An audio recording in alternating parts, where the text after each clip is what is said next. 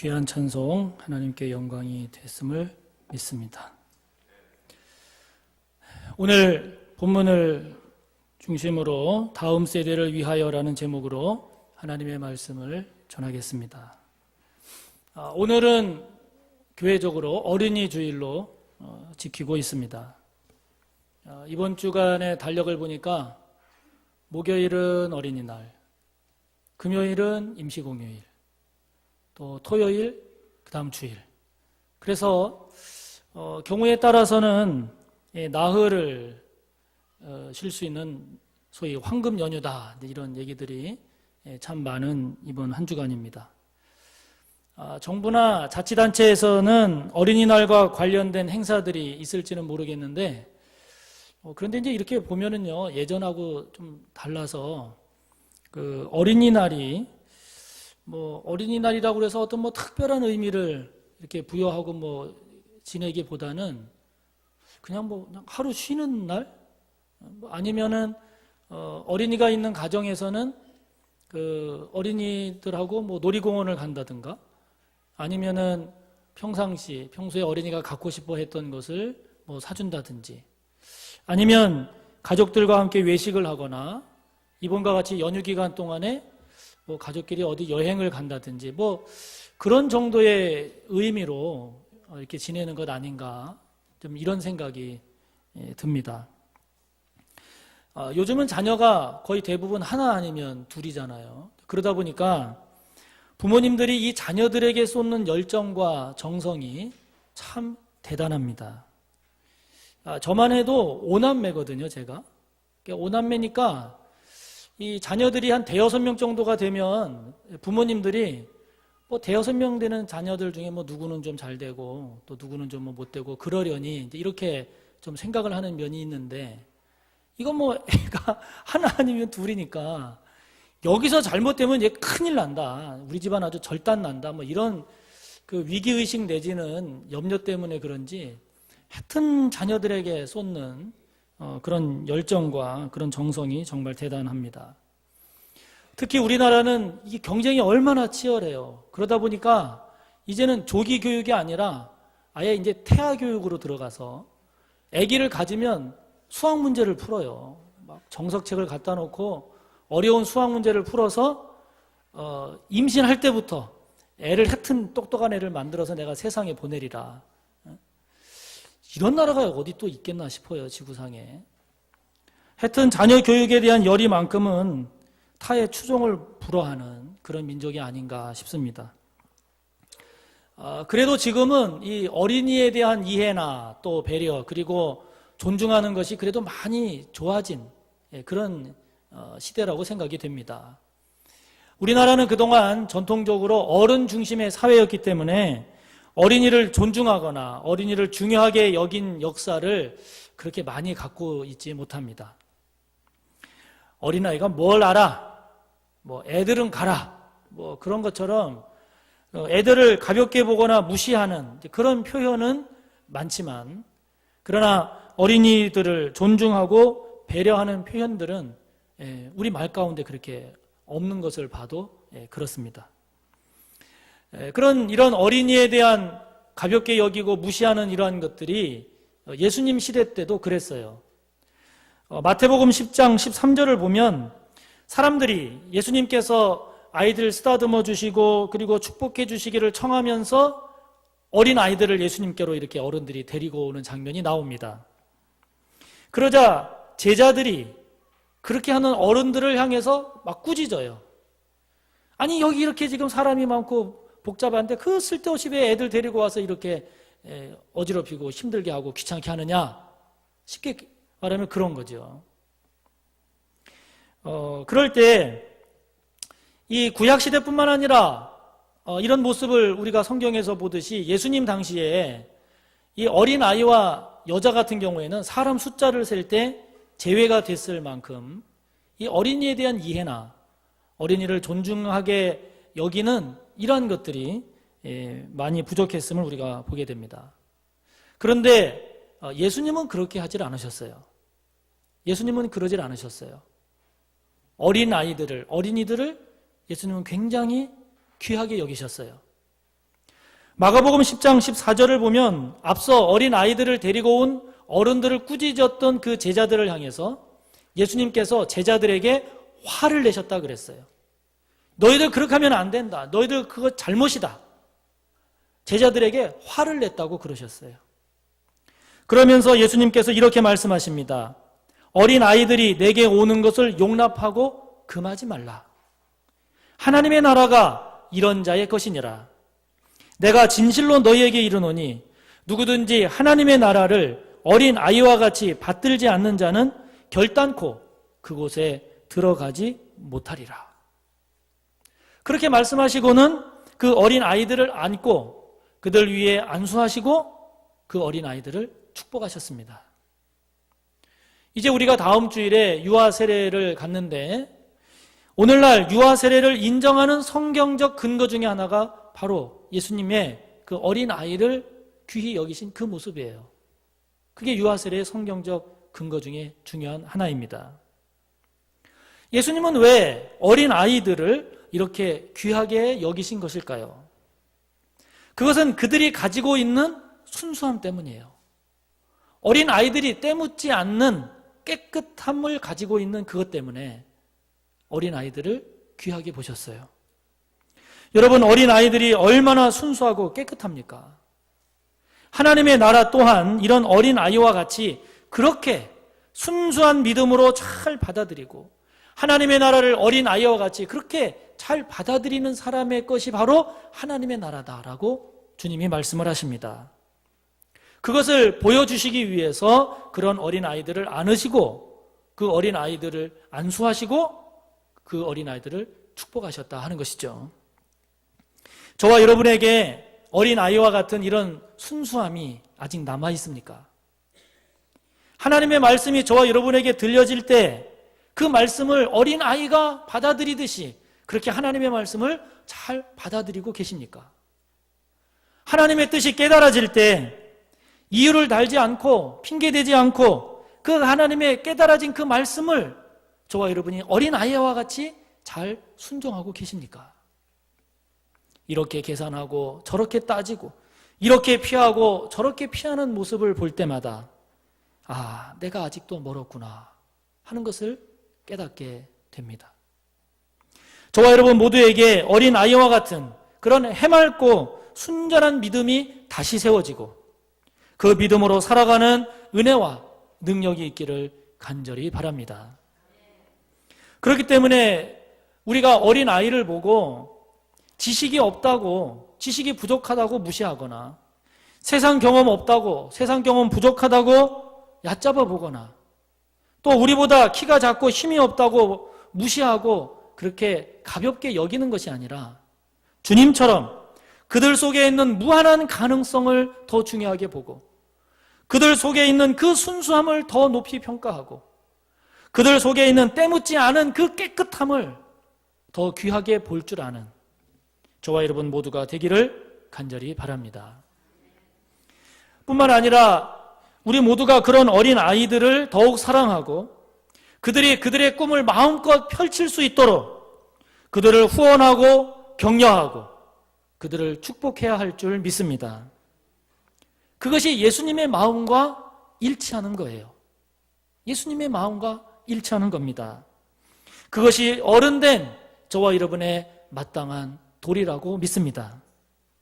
그런 점에서 우리는 오늘 어린이 주일을 맞이해서 단순히 어린이를 귀하게 여기는 그런 차원을 넘어서 우리의 다음 세대에 대해서 우리가 새로운 마음과 새로운 생각, 새로운 태도를 갖는 그런 귀한 시간이 되기를 바라는 것입니다. 여러분, 이 다음 세대 문제는 우리가 결코 가볍게 볼 문제가 아닙니다. 즉, 저와 여러분, 우리만, 내 자신만 신앙생활 잘하면 된다, 이렇게 해서는 안 된다는 것입니다. 저와 여러분의 신앙 속에는 언제나 내 자녀들, 우리의 다음 세대의 신앙이 저와 여러분의 생각과 마음 가운데 언제나 같이 있어야 합니다. 그들을 생각하고 그들을 위한 고민이 저와 여러분 가운데 언제나 항상 있어야 합니다. 아이고 목사님 내 신앙생활 하기도 벅찹니다. 안 됩니다, 여러분. 그것으로 멈추어서는 절대로 안 됩니다. 반드시 우리의 다음 세대, 내 자식, 손자, 우리의 영아부, 유치부, 유초등부, 중고등부, 청년부에 이르기까지 저와 여러분의 신앙 속에, 마음 속에, 생각 속에 언제나 함께 있어야 함을 잊지 마시기를 바랍니다. 우리가 이들을 세우고 이들 부서가 부흥하게 되는 일이라면 아낌없이 지원하고 격려해야 합니다. 왜냐하면 그것이 성경적이에요. 그것이 하나님의 뜻이에요. 그것이 주님의 마음이에요. 그런 교회가 미래가 있는 건강한 교회이기 때문입니다. 인정하십니까? 하나님은 다음 세대를 아주 중요하게 여기십니다. 신명기 6장 4절부터 9절을 보면 이스라엘아 들으라로 시작하는 유명한 말씀이 있어요. 이것은 지금도 유대인들이 아기가 말을 시작할 때 제일 먼저 하게 하고 제일 먼저 가르치는 말이라고 합니다. 우리는 엄마 아빠를 제일 먼저 말하게 하잖아요. 엄마 아빠를 제일 먼저 가르치지 않습니까? 그러나 유대인들은 신명기 6장 4절부터 9절에 이 말씀을 먼저 말하게 하고 먼저 가르친다는 거예요. 그만큼 이 말씀은 신앙과 삶에 있어서 아주 중요한 핵심을 이루는 말씀이에요. 신명기 6장 4절부터 9절은 이렇게 말씀합니다. 이스라엘아 들으라. 우리 하나님 여호와는 오직 유일한 여호와이시니 너는 마음을 다하고 뜻을 다하고 힘을 다하여 내 하나님 여호와를 사랑하라. 오늘 내가 내게 명하는 이 말씀을 너는 마음에 새기고 내 자녀에게 부지런히 가르치며 집에 앉았을 때에든지 길을 갈 때에든지 누워있을 때에든지 일어날 때에든지 이 말씀을 강론할 것이며 너는 또 그것을 내 손목에 매어 기호를 삼으며 내 미간에 붙여 표로 삼고 또 내 집 문설주와 바깥문에 기록할지니라. 이 말씀 가운데 6절 7절을 보면 하나님의 말씀을 어른인 저와 여러분이 먼저 마음에 새기고 그리고 그 다음에는 내 자녀, 곧 저와 여러분의 자녀에게 부지런히 가르치라라고 말씀해요. 이 부지런히 가르치라는 말씀을 공동번역 성경을 보면 거듭 들려주어라 라고 번역을 하고 있습니다. 집에 앉았을 때에든지 길을 갈 때에든지 누워있을 때에든지 일어날 때에든지 이 말씀을 강론하라 말씀하세요. 다시 말하면 항상 말해주어라. 언제든지 가르쳐라. 그만큼 하나님이 다음 세대에 대해서 중요하게 여기십니다. 이 말씀에서 우리가 볼 수 있듯이 하나님은 저와 여러분의 신앙 하나 지키기에 급급한 그것을 원하지 않으신다는 거예요. 반드시 우리의 자녀, 우리의 다음 세대를 생각하고 그들 또한 우리와 같은 믿음을 가지도록 우리보다 더 나은 믿음의 자녀가 되도록 부지런히 가르치고 거듭 들려주라고 말씀하십니다. 그렇게 되기 위한 방법, 대안을 찾고 그렇게 되도록 지원하고 그렇게 되도록 애쓰고 수고하라고 우리에게 말씀하세요. 그만큼 하나님은 다음 세대에 대해서 중요하게 여기십니다. 그래서 저 또한 저의 목회에서 중요하게 여길 8가지를 제가 목회 철학이라고 그래서 사무총회록에도 소개를 했는데 그 8가지 중에 다음 세대를 살리는 목회가 있습니다. 이것은 다른 교회나 목사님들이 그렇게 올리니까 쓴 것이 아니에요. 하나님께서 다음 세대에 대해서 그렇게 중요하게 여기시기 때문에 저의 목회에 있어서도 이 다음 세대를 그만큼 중요하게 여기겠다라고 하는 것입니다. 앞으로 저의 목회 여정에서 반드시 다음 세대를 세우고 살리고 일으키는데 최선을 다할 것입니다. 지금은 초기이고 교회를 적응해가는 과정이기 때문에 아직은 구체적으로 하나하나 시도하지 못하지만 그러나 앞으로 장로님들과 협의하면서 우리 교회의 다음 세대를 세우고 살리고 일으키는 데에 영적인 지원, 제도적인 지원, 물질적인 지원 최선을 다할 것입니다. 이것이 저에게 부여된 사명 중 하나라고 저는 믿습니다. 오늘 주님 말씀하십니다. 십자가를 지고 골고다 언덕을 향해 가시는 그 주님을 따르면서 가슴을 치면서 슬피 우는 여인들을 향해서 주님이 오늘 뭐라고 말씀하십니까? 예루살렘의 딸들아, 나를 위하여 울지 말고 너희와 너희 자녀를 위하여 울라. 여러분, 예수님께서 왜 자신을 따르며 우는 여인들을 향해서 나를 위하여 울지 말고 너희와 너희 자녀들을 위해서 울어라, 왜 그렇게 말씀하셨겠습니까? 그것은 지금보다 지금 이후가 더 중요하다 하는 거예요.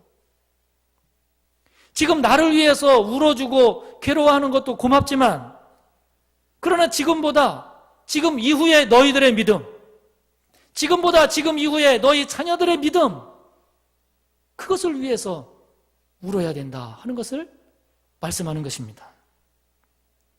여러분, 우리의 다음 세대에 빨간불, 적신호가 켜진 지는 이미 오래입니다.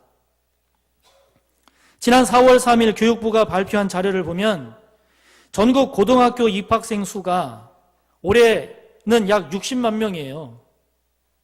60만 명인데 내년도 입학하는 고등학생 수가 7만 명 정도가 줄어요. 53만 명 정도밖에 안 돼요. 내년에 고등학교 들어가는 학생이. 그 다음 해는 6만 3,900명 정도가 또 줄어요. 그러니까 여러분, 2년 동안에 고등학교 들어가는 학생들 숫자가 13만 명 정도가 줄어요. 교육부에서 발표한 자료를 보면 5년 뒤에는 24%가 감소한답니다. 고등학교 들어가는 학생 수가 4분의 1이 준다는 거예요. 여러분, 그것이 이제 우리 교회 학교에도 나타날 겁니다. 아무리 열심히 애쓰고 노력해도 학생이 없어요. 4분의 1이 줄면 준 게 아니라 정말 최선을 다해서 사역한 거예요. 그 부서의 사역자들이. 지금도 주일학교가 없는 교회가 점점 늘어나고 있지 않습니까? 뿐만 아니라 여러분 생각해 보세요. 국민소득이 막 올라가고 살기 좋아지면 신앙생활을 잘할 것 같습니까? 못할 것 같습니까? 우리가 유럽이나 미국을 통해서도 우리가 배울 수 있듯이 어느 정도 단계 이상의 규모로 자꾸 경제가 성장하고 점점 더 살기 좋아지면 신앙의 열기가 식어요. 사람이 가난하고 뭔가 질병이 있고 문제가 있고 어려움이 있어야 하나님을 간절히 찾는 마음이 생기는데, 여유가 생기고 편해지고 그렇게 되면 간절함이 없어져요. 새벽을 깨워 기도하지 않습니다. 주중예배 참석하지 않습니다. 밤을 새워 기도하지 않습니다. 나중에는 주일도 지키기 어려워집니다. 디모데후서 4장 3절 4절을 보면 이렇게 경고하십니다. 때가 이르리니 사람이 바른 교훈을 받지 아니하며 귀가 가려워서 자기의 사욕을 따를 스승을 많이 두고 또 그 귀를 진리에서 돌이켜 허탄한 이야기를 따르리라. 그러므로 여러분, 앞으로 학생 수가 객관적으로 줄고, 그리고 우리의 이 주변 환경이, 살아가는 삶의 환경이 신앙생활을 더 잘할 수 있는 환경이 되지 않기 때문에 우리의 다음 세대가 믿음을 잘 지키기가 어렵다, 이것은 불을 보듯 너무 뻔한 거예요. 여러분, 이것은 어느 학자든 목회자든 이 사실을 부정하는 사람은 하나도 없습니다. 그러므로 우리가 다음 세대에 관심을 기울이고 다음 세대에 대해서 힘을 쏟는 것은, 여러분, 이제는 이거는 선택이 아니에요. 필수입니다. 필수 중에서도 필수입니다. 저와 여러분에게 임한 이 믿음의 은혜가 우리의 다음 세대에도 흘러가게 하는 것, 우리 세대에 허락하신 이 부흥이 우리의 다음 세대에도 더 큰 부흥으로 나아가게 하는 것, 이것은 이제 저와 여러분에게 있어서 절대 사명으로 인식해야 합니다. 여러분 생각해 보십시오. 여러분 가정의 자녀들에게서 내 자녀의 미래의 희망을 볼 수 없다. 여러분 만약에 그런 생각이 드신다면 얼마나 불안하겠어요? 얼마나 끔찍합니까? 우리의 자녀들의 미래가 지금보다 앞으로가 더 힘들어지는 미래가 될 것이 분명하다. 여러분, 이것이 깨달아진다면 여러분 오늘 가만히 있어야 되겠습니까? 그런 미래를 준비해야 되지 않겠습니까? 그런 미래가 닥쳐왔을 때 살아낼 수 있는 것을 여러분 지금부터 준비해야 되지 않겠습니까? 우리 자신을 위해서 울어야 할 것이 무엇입니까? 특별히 우리 자녀들을 위해서 저와 여러분이 울어야 할 것이 무엇이겠습니까? 다른 것 아닙니다. 우리 자녀들의 믿음을 위해서 울어야 합니다. 우리 부서에, 우리 다음 세대 부서에 부흥을 위해서 저와 여러분이 울어야 합니다. 방법이 없어요. 울어야 합니다. 신방을 하다 보면, 지금 이렇게 신방하지 않습니까? 신방하다 보면 자녀들이 믿음의 자리에 서 있지 못해서 안타까워하는 성도님들 계세요. 그분들의 마음도 그렇게 안타깝지만 그것을 바라보는 목사의 마음도 정말 무거워요. 믿음이 대를 이어가지 못하고 끊어질 위기에 놓여 있는 겁니다. 마음대로 안 되는 것이 자식이고 뜻대로 안 되는 것이 자식이라고 하지만 그렇다고 여러분 우리가 손을 놓고 있어야 되겠습니까? 울어야지요. 울어야지요. 하나님 저들에게 믿음의 문이 열리게 해달라고 울어야지요. 저들의 가슴 속에 주님을 마음에 품고 살아가는 삶이 되게 해달라고 울어야지요. 내 믿음보다 우리의 자녀, 우리의 다음 세대의 믿음이 더 뜨거워지도록 여러분 울어야 되지 않겠습니까? 그래서 저는 저의 자녀들에게, 물론 제가 살아생전에 자녀들의 신앙을 위해서도 기도하고 관심을 가지겠지만 자녀들에게 세상 떠날 때 유언하려고 그래요. 최소한 3가지를 꼭 당부하려고 합니다. 첫째, 예수를 잘 믿어라. 세상적으로 잘 되고 못 되고 하는 것도 중요하지만 인생을 살아보니까 예수님 잘 믿는 것보다 더 귀한 것이 없다. 그러므로 예수를 믿되 잘 믿어라. 둘째, 교회를 사랑해라. 다양한 사람들이 모여있는 것이 교회이기 때문에 시험도 들고 낙심할 일도 많겠지만 그러나 그 교회를 위해서 주님이 피 흘리셨다. 그만큼 주님이 귀하게 보이는 것이 교회고, 그래도 이 세상 그 어느 곳에서 하늘의 소리를 듣고 하늘의 은혜를 경험하는 곳이 어디냐? 교회밖에 없다. 그러니 교회를 끝까지 사랑하라. 셋째, 주의 종을 잘 섬겨라. 내가 목회자로서 사역을 해보니 주의 종과의 관계가 좋은 성도들이 복되더라. 그 마음이 복되고 그 믿음이 복되고 그 삶이 복되더라. 다윗이 사울 왕이 좋고 잘해서 참고 배려한 것이 아니다. 하나님께서 세우신 질서이기에 다윗이 순응한 것이다. 그러니 영적인 질서를 잘 헤아려서 주의 종을 존중하고 섬겨라. 그런 다윗이 받은 복을 너희들도 영적으로 육적으로 받을 것이다. 저 죽을 때 이렇게 유언하려고 합니다. 여러분, 우리가 살아생전에 우리의 자녀들을 위해서도 관심을 가져야 되지만 저와 여러분이 생명이 끝나는 그 마지막 순간까지도 우리의 자녀들, 우리의 다음 세대들을 위한 그런 눈물을 흘려야 되지 않겠습니까? 이제 우리는 우리의 다음 세대를 살리고 일으키는데 우리의 믿음을 모으고 힘을 모아야 합니다. 앞으로 저는 어른 사역으로는 소그룹 사역에 집중할 것입니다. 이를 위해서 지금 기존 소그룹을 다 해체하고 새로 소그룹을 다 짰습니다. 새롭게 조직하고 미진한 부분을 다듬어 가고 있습니다. 이 소그룹을 맡을 지도자들을 지금 계속해서 교육하고 있습니다. 2주째 진행을 했고 앞으로 3주간 더 할 것입니다. 그리고 새로운 소그룹 조직과 그 지도자들이 발표될 것인데 여러분들 잘 좀 따라주시기 바라요. 아유, 목사님 나는 꼭 여기 가면 가게 해주세요. 이쪽으로 안 보내주면 교회 안 나올래요. 그러지 마세요. 새로운 조직이 딱 발표가 되면 잘 보시고, 그래도 이 조직을 만들기 위해서 12명의 소그룹 편성위원회하고 당회에서 장로님들이 다 확인하고 기도하면서 짠 거기 때문에 다소 좀 아쉬운 점이 있더라도 성숙한 자세로 이해하고 잘 순종해 주시기를 바랍니다. 그리고 나서 관심 가질 분야는 다음 세대입니다. 영아부, 유치부, 유초등부, 중고등부, 청년부, 여러분, 이 부서는 반드시 부흥해야 합니다. 반드시 일어나야 합니다. 왜냐하면 우리의 미래이기 때문입니다. 이들을 살리고 세우는데 기도하며 최선을 다할 것입니다. 장로님들과 협의해서 필요한 조직, 필요한 재정, 실질적인 지원, 필요한 관심들 하나하나 최선을 다할 것입니다. 이제 여러분, 다음 세대는 말씀드린 대로 선택이 아니에요. 이거는 필수입니다. 우리 교회의 미래와 직결되는 절체절명의 사명입니다. 그러므로 여러분들에게 부탁드립니다. 이제 교회를 이렇게 다니시다가 젊은 사람들 만나면 무조건 격려하세요. 무조건 격려하세요. 애기 엄마들 보시면 아이고, 애를 키우는 것도 힘든데 어쩌면 이렇게 교회 나와 예배를 잘 드리냐.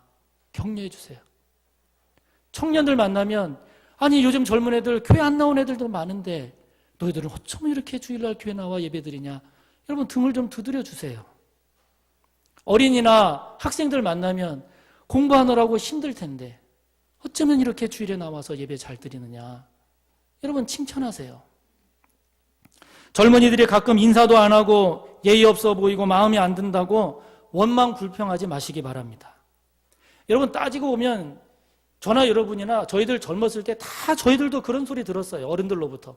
요즘 애들 버릇없다고. 요즘 애들 인사하는, 저와 여러분이 그런 소리 듣고 자랐습니다. 어른들이 저희들 볼 때 버르장머리 없다고. 따라합시다. 젊은 것들은 원래 그렇습니다. 네, 그런 거예요. 그런 여러분, 젊은 사람들이 인사 안 하면 그냥 우리가 먼저 인사하세요. 젊은 애들이 아는 척 안 하면 저와 여러분이 먼저 아는 척을 하세요. 먼저 넓은 사랑으로 품으세요. 그러면 그들이 반응합니다. 그들이 변합니다. 다음 세대를 살리는 것은 하나님의 뜻입니다. 여러분들이 뜻을 정해서 아예 목적 헌금을 정해서 이것은 이 다음 세대를 위해서만 써주세요. 그런 헌금들 많이 하세요. 돈 쌓아뒀다 뭐 하세요? 그런데 헌금하지. 다음 세대를 살리는 것은 하나님의 뜻이고, 나를 위해서 울지 말고 너희와 너희 자녀를 위해서 울어라. 주님이 호소하십니다. 다음 세대를 일으키는 것은 이것은 지극히 성경적입니다. 우리가 피할 수 없는 반드시 감당해야 할 사명입니다. 다음 세대가 일어나는 교회, 다음 세대를 살리는 교회, 다음 세대를 격려하고 지원하고 사랑하는 그런 우리 교회, 우리 모든 성도님들이 될 때 어렵고 힘든 이 시기에도 다음 세대가 부흥하고 하나님의 영광을 드러내고 더 많은 영혼들을 주님께로 인도하는 이 구원의 방주로서의 역할을 감당하는 우리 교회가 되고 우리 모든 성도님들이 되기를 간절히 바랍니다. 하나님 앞에 기도하겠습니다. 함께